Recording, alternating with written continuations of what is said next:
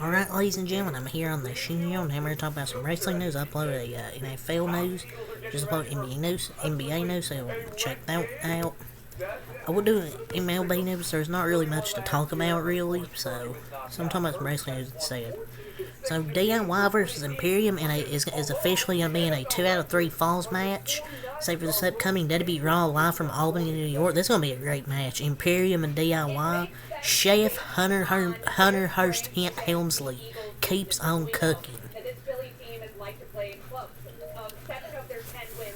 Realistically, none of these teams should be losing. In fact, my hope is they would wind up being champions on separate bands, but this match is still going to cook. So that's official. This upcoming for Raw, the first thing that's official.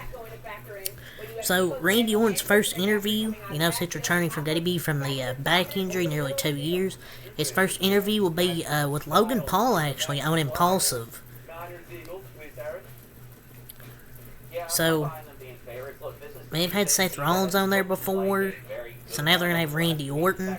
I don't know what this is setting up to. Maybe it's just an interview. But I wouldn't be against Randy Orton facing Logan Paul. Wouldn't be against that. I can't believe he actually got Randy Orton on there. It's going to be a hell of an episode to watch.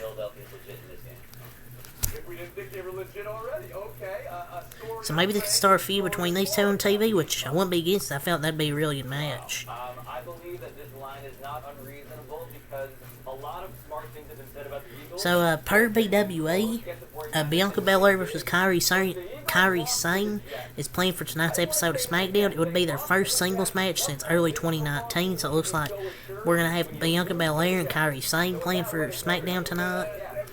And the women's division is eating good. New York has nothing to do with this. The reason why the Niners are favored is simple. Christian McCaffrey, when he's healthy and he can play, your team is likely better than the other team, and that was all. Hopefully no interference, just let them do what they do and go crazy in the ring. So next month will be AJ Styles' 8th year. Will mark the 8-year anniversary of his WWE debut. 8 years is crazy.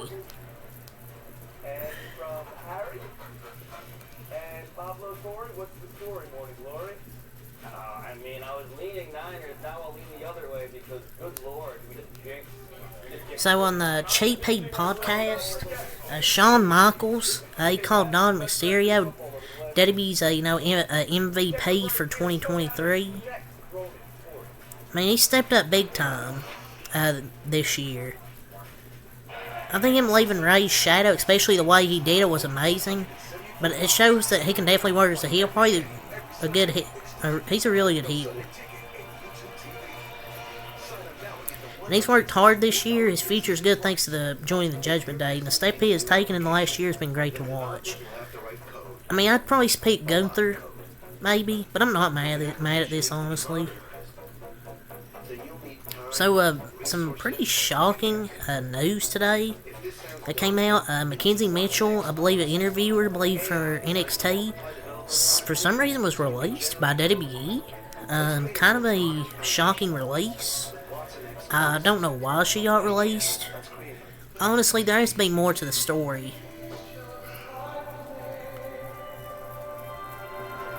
And her husband, boyfriend, Vic Joseph, is the lead commentator in NXT, so wonder what happened for her to get released.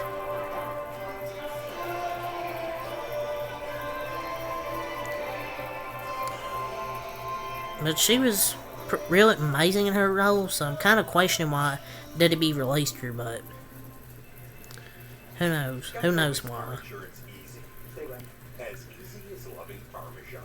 So the Women's War Games match from this year's Survivor Series had more viewers than any opening WWE match on Peacock, other than the opening matches on both WrestleMania shows this year. I don't know if this is a hot take, but I think this was the match of the night. The Women's War Game. I don't think it's even a hot take. Because there was way more into the women's match, in particular, Bayley saving her teammates, and then taking all the finishers. The men's War Games was built around the Orton part, which I think was good, obviously. But the women's War Games was probably the best match, and as it should, they killed and set the tone for the rest of the night. WWE's distributed over 57,000 tickets for each night of WrestleMania 40 thus far. The event's still over 4 months away, and they've already distributed 57,000 tickets. Business is truly booming. Everyone's excited for WrestleMania 40. And there's going to be a lot of people. There's going to be a lot of freaking people. There are already 57,000 tickets distributed. We're still 4 months away. So the full match between John Cena and CM Punk at Money in the Bank 2011 is now available to view on WWE's official YouTube channel. One of the best matches in history, where CM Punk won the championship on the barricade, blew Vince McMahon a kiss goodbye. So that's now official on WWE's YouTube channel.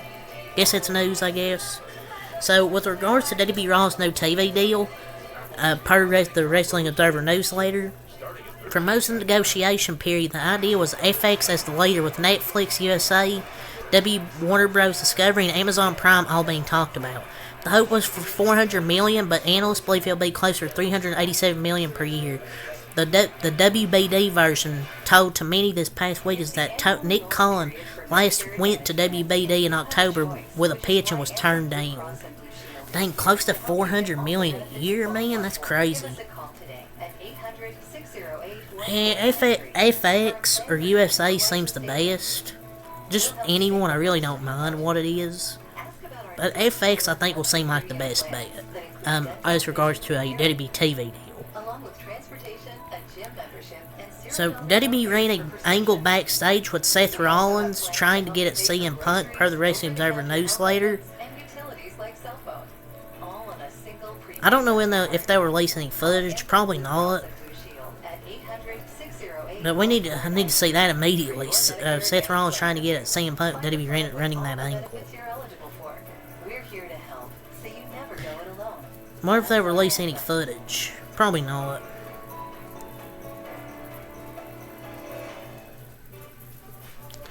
For those wondering or disappointed that CM Punk said nothing about AEW, it's because both he and others have signed several NDAs with regards to talking publicly about the other, per the Wrestling Observer newsletter. He's still going to message across without saying anything about AEW. Leave the past in the past. Let's get a great rid of him right now, WWE, and not bring up AEW. I'm glad he didn't. And the promo was kind of shortened because it was like 6 minutes. The Randy Orton Dominic match went really long. Or longer than they expected, so yeah. So, the plan is to take a long time before getting to Roman Reigns versus CM Punk. The feeling right now is that it will be gigantic at the time they choose to get there. Whether it results in Paul Heyman leaving Reigns for Punk and Punk going heel in Reigns' face, which was the speculation we got, there are multiple different ways to approach it, Wrestling Observer newsletter. I'm not exactly sure how they can go back to face Roman Reigns. Maybe probably will. But maybe Roman's redemption arc could be like a redemption arc, but Roman's not going to stay heel forever. I mean, he's been heel for nearly, 3 years? 3-4 years? But that's going to be great whenever this happens. And interesting with Paul Heyman whenever they get to the Roman Reigns CM Punk thing. Post-game, but I'm suspecting this is self-admit. They passed that test of blind out. So Angel Reese could not have been more confidently trying to get us off the trail. So the advertised card for tonight's SmackDown is Logan Paul looks for a new U.S. title challenger, Damage Control in the front from losing at War Games, and Randy Orton makes his return to the Blue brand tonight. Can't wait to see Randy Orton again. Check out this. A golden goal for Tristan Jarrett. As the Penguins win. So via Fightful Select, upon Punk's return to WWE, several in the company were pushing for the possibility of CM Punk versus Stone Cold Steve Austin, with many hopeful and even optimistic it finally happened, so much that Punk had even had discussions about the possibility.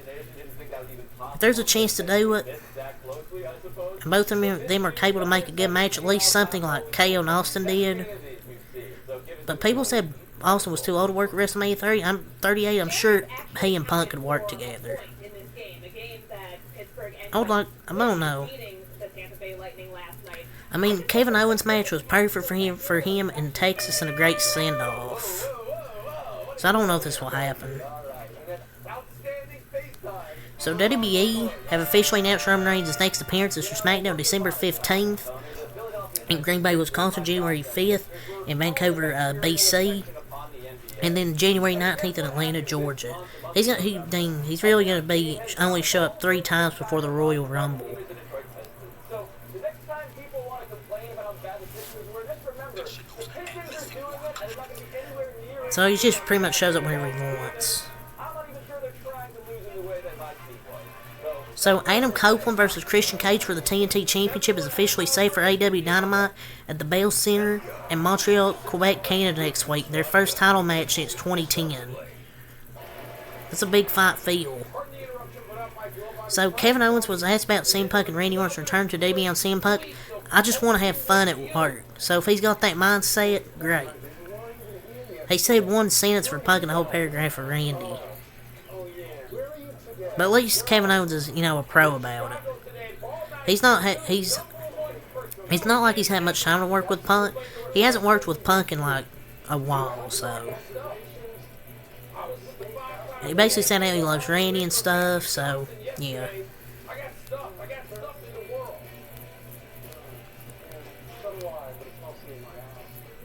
Some in WWE were told by higher-ups there's a behavior clause associated with CM Punk's WWE contract via Fightful Select. This was Fightful Select, they said. They said it's not confirmed yet, so, but I wasn't surprised if he does have a, behavior clause, but it wasn't confirmed yet, like, as of 2 days ago. So UFC legend Daniel Cormier has named the current WWE IC champion Gunther as his favorite wrestler of all time. That's crazy. I mean, Gunther's a fan favorite, and he basically explained, why, on the MMA Hour. And he's one of the best in the game today. Daniel Cormier knows wrestling. He knows wrestling. So WWE's Nick Khan and Triple H have been in Los Angeles over the last several days working on securing the media rights deal for WWE Raw going forward. There are several suitors at this juncture, which is 2 days ago, probably what I reported at the beginning.